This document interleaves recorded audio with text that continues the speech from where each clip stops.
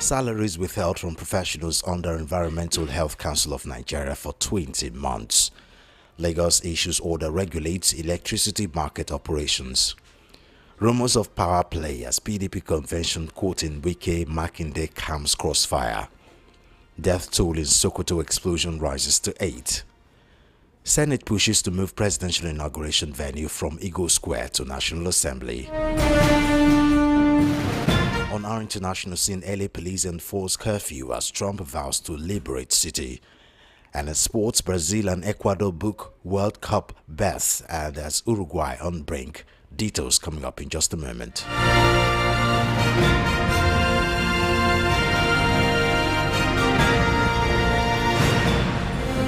We begin the news on health matters where over 1,100 health professionals under the Environmental Health Council of Nigeria have not been paid salaries in the last 20 months. The inability of the council to pay stemmed from the directive of the federal government to cut off funding from certain agencies of government. Environmental Health Council of Nigeria, established by Act 11 of 2002, as amended, is Nigeria's primary body overseeing environmental health regulations and a wide range of activities that prevent the spread of diseases. In 2014, during the Ebola outbreak in Nigeria, environmental health officers played a pivotal role in the fight against the virus. Also in 2020, during the COVID-19 pandemic in Nigeria, the environmental health officers were deployed in all entry borders, including airports, seaports, and land borders. Most importantly, the regulators were also at the field carrying out internal and external decontamination of premises to prevent further spread of the virus. Recall that in 2023, a memo signed by the former Director General of the Budget Office of the Federation, Ben Akabweze, stated that certain agencies and regulatory bodies will become fully self-funded and responsible for personnel, overhead, and capital expenditures.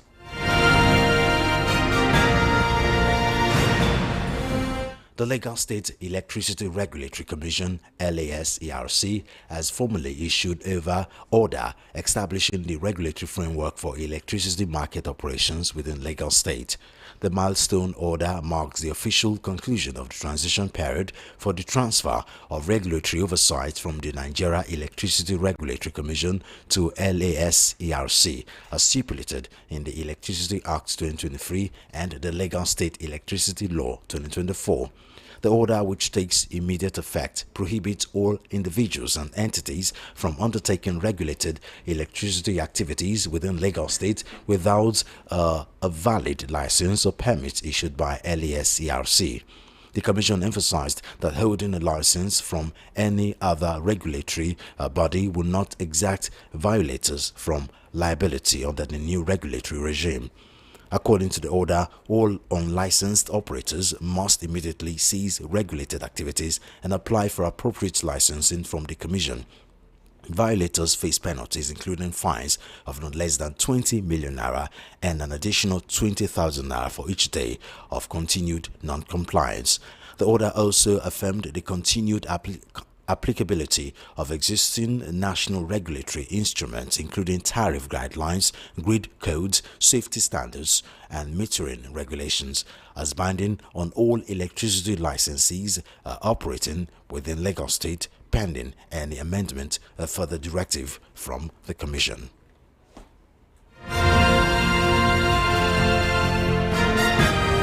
There is power play behind the scene as the battle for the soul of the People's Democratic Party (PDP) has reportedly pitted the Oyo State Governor Makinde against the Federal Capital Territory Minister Wike. The two political gladiators used to be good friends and played a key role in the victory of President Bola Tinubu in 2023, following their resolve to work against the PDP candidate Atiku Abubakar. The duo, alongside Okeze Piazu, Ifeanyi Ogwanyi, and Samuel Otom, then governors of Abia, Enugu, and Benue State, respectively, formed the G5 bloc and insisted that the southern presidential tickets, but Atiku, who comes from the north, claimed the PDP ticket at the national convention. Things have since fallen apart, with the Oyo State Governor backed by his Bauchi counterparts Bala Mohammed and Enugu State Governor Peter Mba, no longer enjoying a cordial political relationship with Wike. On his part, Wike is enjoying the support of Governors Caleb Muftuang Plateau and Akmadu Fintiri of Adamawa. The rift between Makinde and Wike reached its peak when, at a meeting in Ibadan, the Oyo State capital, the PDP governors rejected the planned reinstatement of Senator Samuel Anyanwu by the Bukola Saraki-led Reconciliation Committee, a move seen by Wike as a betrayal by the Oyo State governor.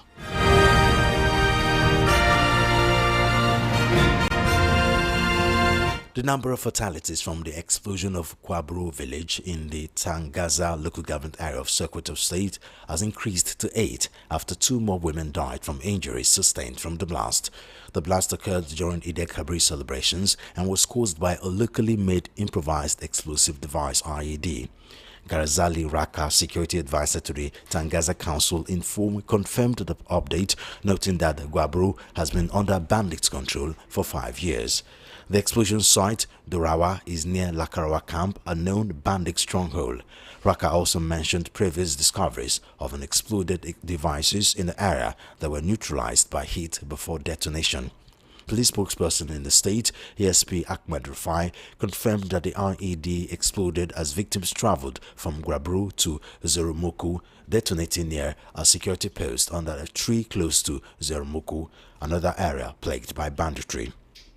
According to information, Lakarawa terrorists have been terrorizing members of various villages in the 2 local councils of Tangaza and Gudu. The called on the government for help.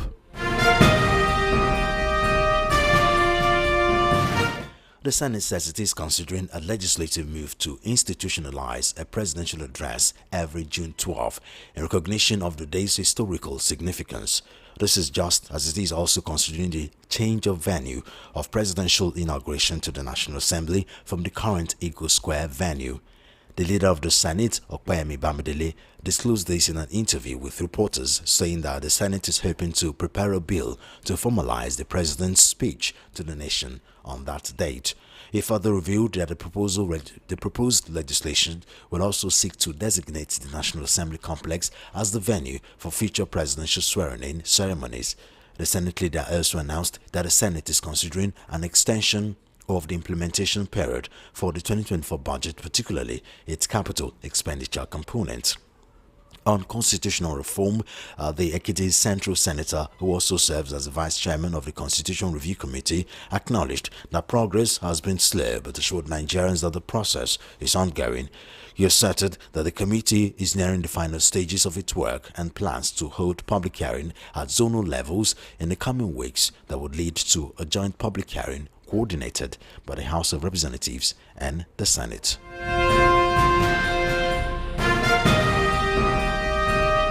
President Bola Tinubu has reopened the renovated Abuja International Conference Center (ICC) and directed all ministries, departments and agencies (MDAs) to pay for the use of the facility to ensure its upkeep and long-term sustainability.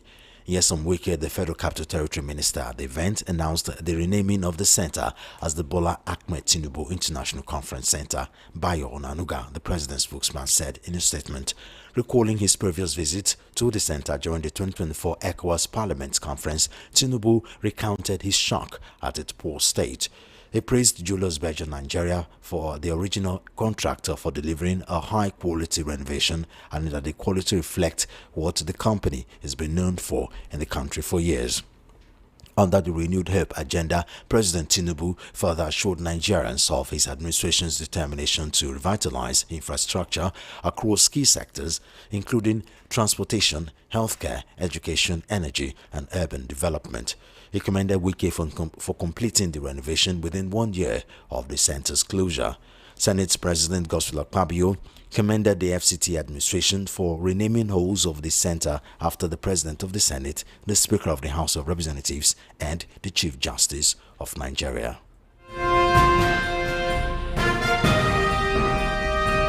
Akim Baba Ahmed, a former political advisor to President Bola Tinubu, has criticized the current administration, saying it has failed to improve the quality of life of the average Nigerian and also the quality of governance. Baba Ahmed, a former spokesperson for the Northern Elders Forum, NEF, stated that the removal of the petrol subsidy by the Tinubu government has significantly impacted the quality of life of average Nigerians.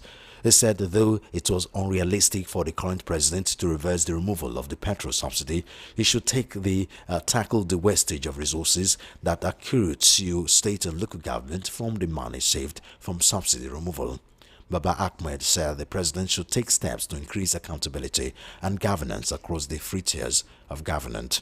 He urged the president to tackle corruption and insecurity, mitigate poverty, devote considerable time to infrastructure and social development, and utilize his presidential power to ensure that money sent to governors, especially those of the All Progressives Congress APC, is used judiciously.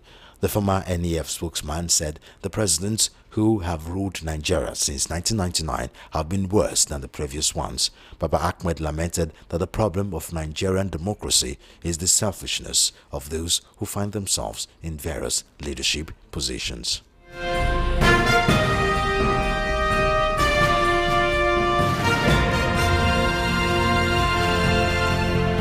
Currently listening to the World News at 12 right here on the Voice of the People, 90.3 FM. We'll take a short break. When we return, we head into the news analysis segment.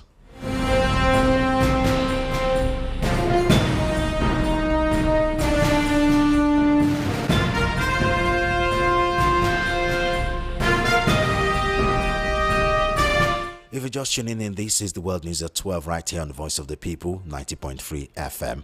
I have Dele Fanimo, a current affairs analyst, right here with us in the studio. Thank you, sir. Thanks for joining us. It's always my pleasure. So let's go start with the first topic for discussion, where 1,500 health professionals on the Environmental Health Councils of Nigeria have not been paid salaries for 20 months. And we've talked several times about the brain drain and migration of Nigerians, especially health practitioners in Nigeria. This is definitely not a good tale, not a good story to hear. Well, it's a story that has been there for quite a while. The unbridled, widespread, and monumental movement of healthcare professionals across Europe, America, Asia from Nigeria.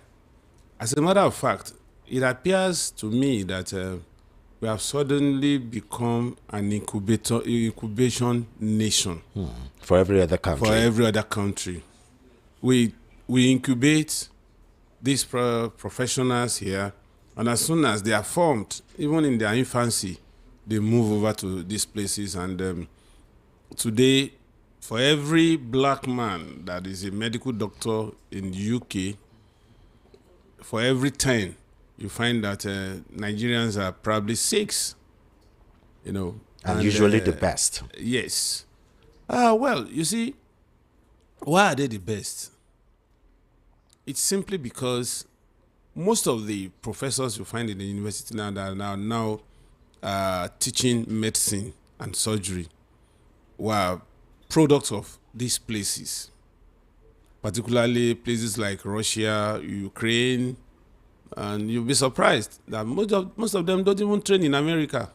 They're trained in Eastern Europe, and somehow, maybe of late, some of them are trained in the Asian countries. You see, many people don't know that it's not just the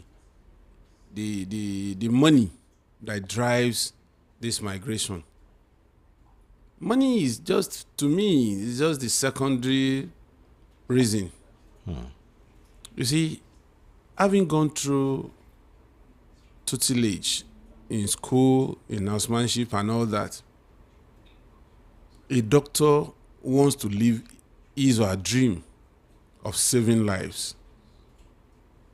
And technology has overtaken most healthcare practitioners in Nigeria to the extent that if care is not taken, they will be left stranded. And so, in order not to be left stranded, for instance, there are some surgeries that are now laser surgery. True. But still, we still go under the scalpel here. We go under the, in local parlance, the knife here. And the rate of survival It's quite is low. quite low. And even cesarean section, anesthesia here is not the same as what is obtained there, except for a few hospitals where you inject, and rather than have the central nervous system being dead to pain. Sometimes in some of these hospitals, they put these patients to sleep. And if you get overdose of anesthesia, definitely you may not come back again. It's a high risk. It's a high risk. So now they want to go out and do it the way it should be done. With Moving with the times. yes, with technological advancement, they are exposed to so many things. That's why if you are trained in Nigeria as a pilot, you are trained with the risk involved in being a pilot here. Unlike over there, those risks that can never happen over there happens here. And so, imagine a pilot being trained on how to navigate and land in the airport runway without airport lighting. It won't happen over there. There's no way the radar will be open to you if there is any emergency before landing. But here, you see pilots take the risk of landing because of his mental calculation of the radius of the runway. It's the same thing with doctors. Doctors here are trained to hazard guesses of To be what could happen, to be spontaneous. and how to manage those risks. Yeah. For instance, if at some point your patient is not responding to treatment and you don't have the technology to diagnose quickly, You now be looking for how to improvise. you now have to improvise. So when you are taking through all those routes, by the time you get to a place where technology has gotten to a point that you just put in one or two things and sit back, It and will be watch, very easy and for then them. you get result. Yeah. So somebody coming from this place to that place becomes a miracle worker because it's been exposed to those risks. So, and they want to excel. If you are working in a place and there is no trajectory of career progression there, and you find a place where you can have that, okay, if I stay here the next 5 years, I go for my specialist training, I become a consultant, and if I want to go the route of being a lecturer, I can become a professor. In other the words, there'll next be 8 career years. upliftment, You understand? promotion. Career path that is clear. You want to work in that kind of environment, and you also know that if you retire at some point, you are sure of your retirement benefit, and you are sure that you're going to be paid for the rest of your life. You don't have to be physically present. You don't need to spend the remaining of your life protesting for non-payment of your pension arrears and all that. So those are the incentives that drive these people to those places. But one would be expected the government, not just the federal government and even the state government, to be proactive with this mass migration of health practitioners. Considering, like I read in the news, was yesterday or 2 days ago, where a popular footballer said to miss an international game because he has COVID, and like, do we still have COVID? Sure. And even a deadlier variant. Exactly, we're still getting variations, and what we went through with COVID-19 in the country. What we expected the government will be proactive to make sure they keep these people by any means possible. Do you know a funny thing? I was reading the newspaper this morning and I discovered that we still have 150,000 sickle cell patients every year. Now you ask yourself, with this age and time, why should we have? Because most young ladies and boys, they think from their heart and not from their brain. it's a red signal, it's a red flag that you shouldn't toy with. If you know you are AS, you shouldn't toy with anybody that is AS as a man or a woman. But how many of us, you may be surprised that if you ask me now, what is my genotype, what is my blood group, I may not know. And I'm well over 50. For us that are even exposed to some of this information, now imagine somebody in the village. He sees a woman, yes, the face is beautiful, she has this attribute, she has this attribute, we go into marriage. And then when you now begin to procreate, every child would either come as stillbirth or maybe it will not last more than a year or two. Then you now begin to look at the next door neighbor. That man, the way he was eyeing my wife when she was pregnant, maybe she is the one behind it. Whereas it's sickle cell anemia.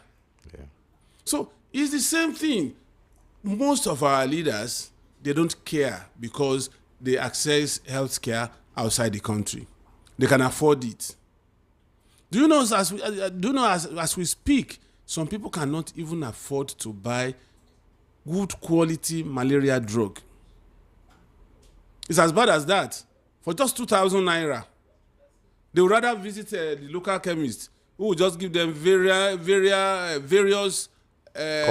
brand name of analgesic. And before you know it, they are consuming overdose of analgesic, which is another problem on its own. Or just take your bubu nishe and you just go to the roadside and say, the woman that is selling paraga, I want that of malaria, and whatever this is, you take. Yeah. So, government looks like something hanging in the air, but we are the government. What are we doing? Do we have the welfare and the health of our citizens dear to our hearts? No. Because if I can take myself to Britain or America or Canada for medical checkup, and as I'm going, my wife is going with me, my children are also going with me, I may not care about the next door neighbor that cannot even afford to buy analgesic if he or she has a headache. It's the same thing with our government. Why are they killing education sector? Why are they killing health sector? Because they don't care. They are far from us. Look at primary health centers. Those days, it will get to a point before you are referred from the primary health center to the state specialist hospital. In fact, it has to be a very serious case. It has to be. Now, imagine now from the state specialist hospital, before you are referred to a teaching hospital, because there were not too many teaching hospitals then.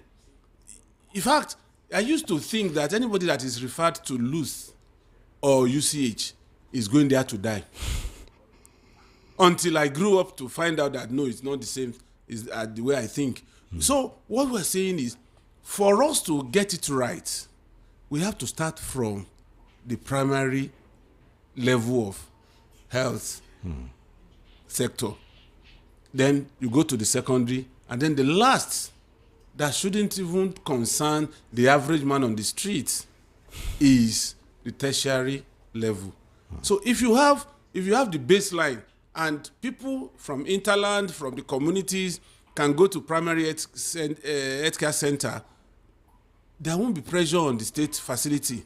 And if there's no pressure on state facility, there will definitely not be pressure on the tertiary. So that's the real deal.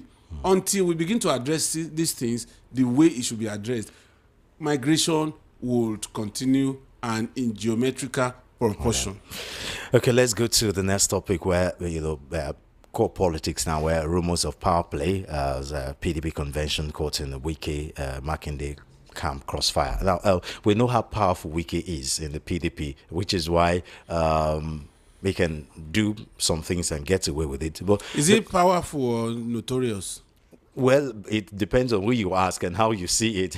Let's just say it's both powerful and notorious, actually. But he's quite powerful, or else, he would have been sanctioned, or probably, because right now we don't know if he's in APC or if he's in PDP. But the question now is on Makinde. Does he have the capacity to challenge Wike in PDP? There is this thing called placeholder.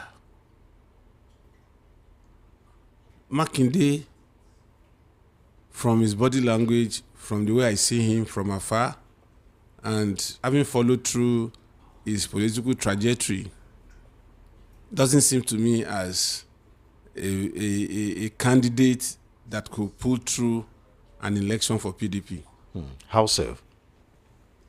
Makinde's influence and sphere of political influence does not carry the expected weight, the required weight that would give him any leeway in national politics. Okay. How much of handshake does he have across the Niger? How many people beyond Southwest knows Makinde? And that's the question you ask yourself. And also, is planning and working towards flying the ticket of a party that is in ICU.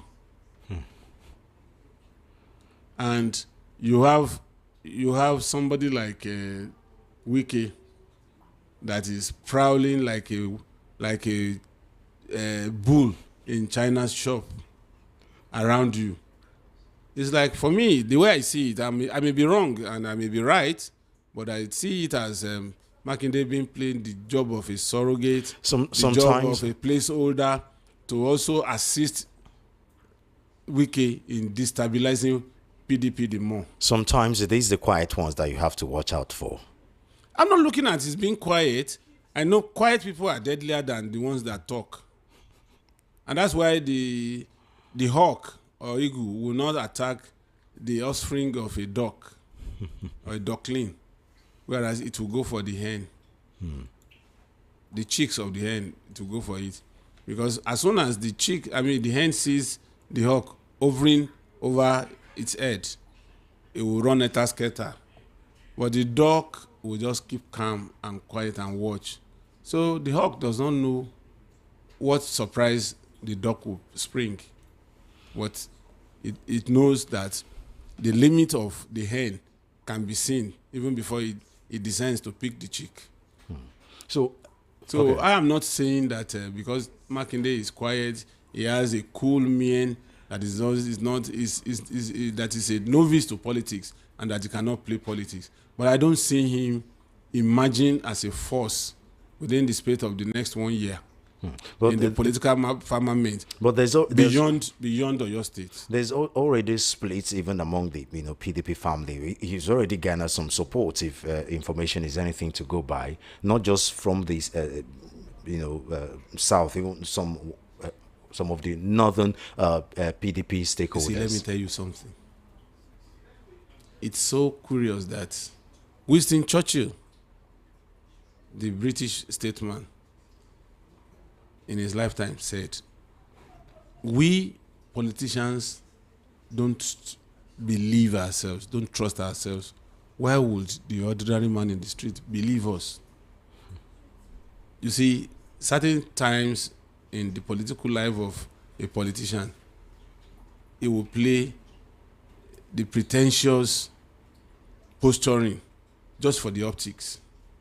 But behind the facade of this optical maneuvering, there is always the deep-seated calculations that gives the queen and the king absolute power over pawns in the chessboard game. And so that is what is likely to play here. I see Makinde, no matter the level of support he pretends to garner, I see him as somebody who is a pretender to the throne. And I'm not going to be surprised that if it comes to the open, that Wike is also the one prodding him. Okay, that's another thing to consider. Because it's game for APC if there is a 3-horse race in 2027. And when you have 3-horse race, and he has been a beneficiary of such before, when he was contesting for governorship for the second time. He made sure that APC was balkanized, and a fraction of APC was taken over by the current power minister, Adelabu, in Oyo State. He took, then APC, the other APC was for Teslim Folarin. And Teslim Folarin and Adelabu, the power minister, had a fierce contest as members of APC. It was as a result of, just like what happened in Peter Obi Atiku's case, as a result of the feeling that Adelabu was just changed, that he would have gotten the ticket, that he went to Accord Party. And immediately, Makinde knew all this. He aligned with Accord Party and connected. That's why it is 95% sure that Adelabu is returning as power minister to become governor for your state in 2027. Okay. And so you can see the triangle. It's the same thing that is working now. It will be suicidal for APC to have a two-horse race in 2027. Well, if the coalition we're hearing is anything to go by. That's what I'm saying. And part of the engineering of not making the coalition work is what is playing out now.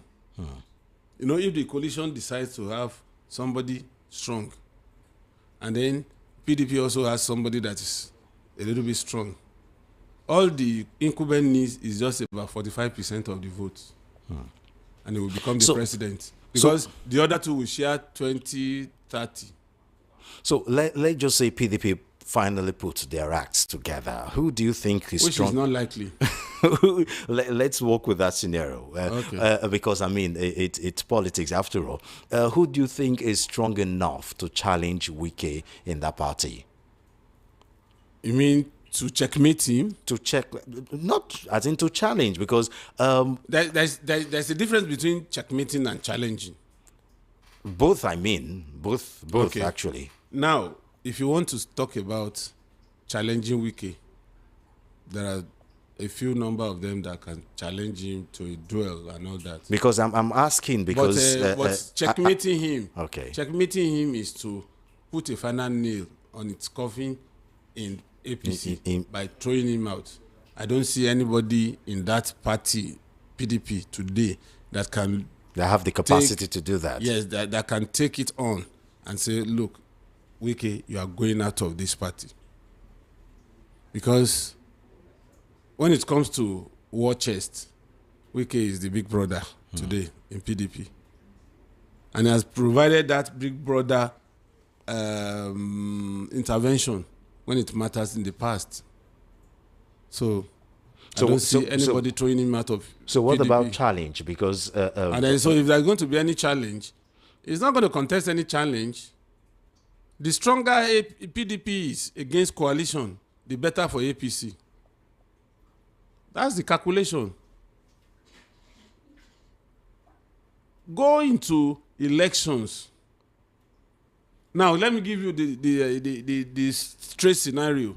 In 2023, imagine if Obi had remained in PDP and decided to run along with Atiku, and Obi locks down the southeast and part of the south-south, and Atiku wins the number of votes, about 6 million, and Obi wins another 6 million. They would definitely have been in power by now. That is it. So that's the scenario that is working out now. PDP will not die, but it will not be too strong. So they will take a chunk of what should have gone to the coalition. Maybe instead of having 50%, they will take about 20, then coalition will have 30. Then Tinubu is good with 45, 50. So what do you think Makinde is playing out here? I've told you that it's a placeholder. A placeholder? Yes. I mean, one would have expected that if you're challenging Wike... The real masquerade. You know that the biggest masquerade emerged from the coven last. The small ones will come out and display artistry, dance steps, and all that. In other words, the real challenger is at the background, while Makinde is the one. Anybody that wants to contest as president of any nation in a political party, they don't come too early. So, and who do you suspect that will be? I'd rather keep it to my chest.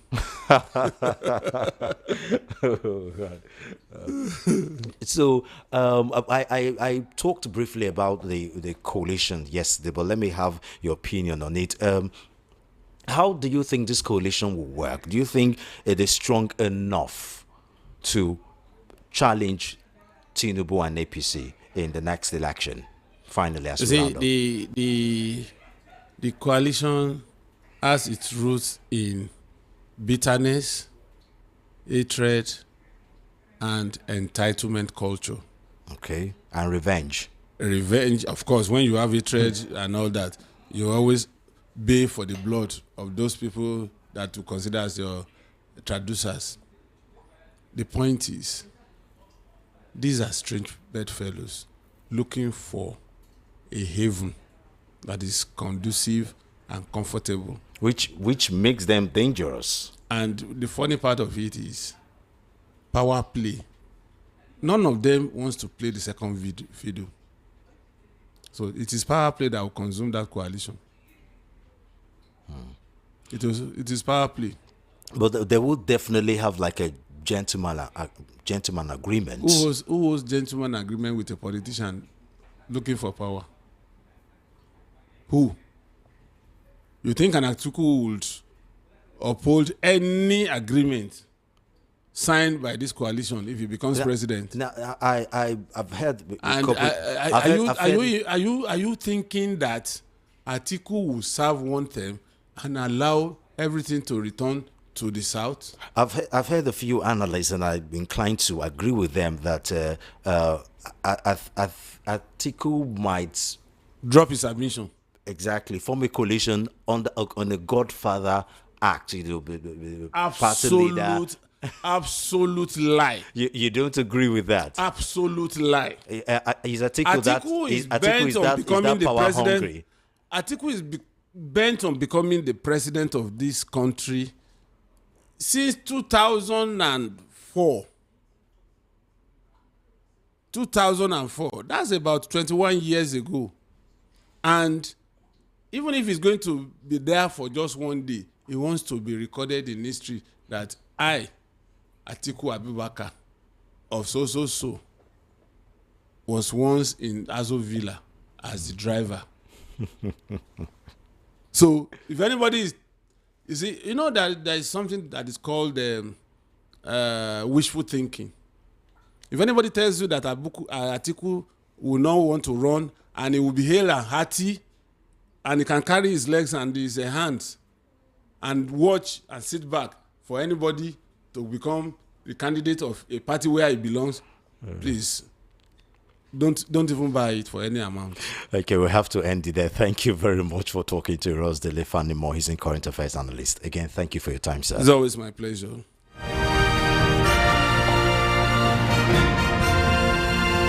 And on to our international news. LA, Los Angeles police said they have made mass arrest of the fifth day of protest over U.S. President Donald Trump's immigration raid. Mayor Karen Bass declared an overnight curfew within a relatively small area of the city's downtown district, saying businesses were being vandalized and looted. Elsewhere, the immigration raids that triggered the protest last Friday have continued, with deployed National Guard troops now protecting border control agents on enforcement operations. Trump's row with state officials ramped up after he deployed troops to LA. The president has now vowed to liberate the city, but has been accused by California Governor Gavin Newsom as an assault on democracy.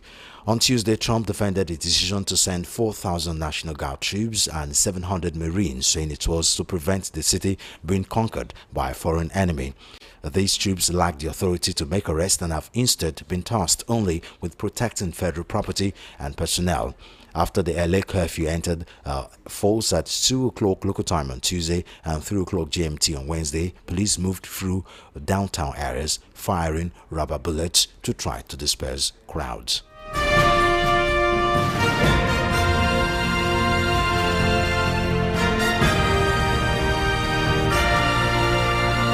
Still on the international scene, tech billionaire Elon Musk has expressed regret over his broadsides against the United States President Trump following their spectacular public fallout. "I regret some of my posts about President Donald Trump last week," Musk said in a post on his social media platform X earlier on Wednesday. "They went too far." Musk, who departed from his role as the head of the Department of Government Efficiency last month, did not specify which criticisms in particular he regretted. Musk's expression of regret comes after he made a series of extraordinary attacks on Trump, including an unsubstantiated claim that his administration has refused to release files on Jeffrey Epstein to conceal the president's involvement with the late financier and convicted ex-sex offender. After serving as one of Trump's most powerful backers during his re-election campaign and the initial phase of his presidency, Musk publicly broke with Republicans last week over his One Big Beautiful Bill, branded the package of sweeping tax cuts and spending increases a disgusting abomination. Musk went on to post a flurry of criticisms of Trump and the Republicans' spending plans, prompting a public war of words between two of the world's most powerful men.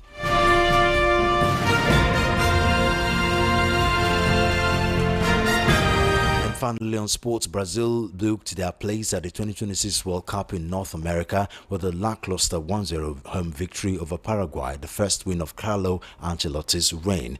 The five-time world champions punched their tickets to the finals in Canada, United States and Mexico, thanks to Vinicius Jr. The Real Madrid star poked in from close range in the 44th minute in Sao Paulo after a cross from new Manchester United signing Matheus Cunha.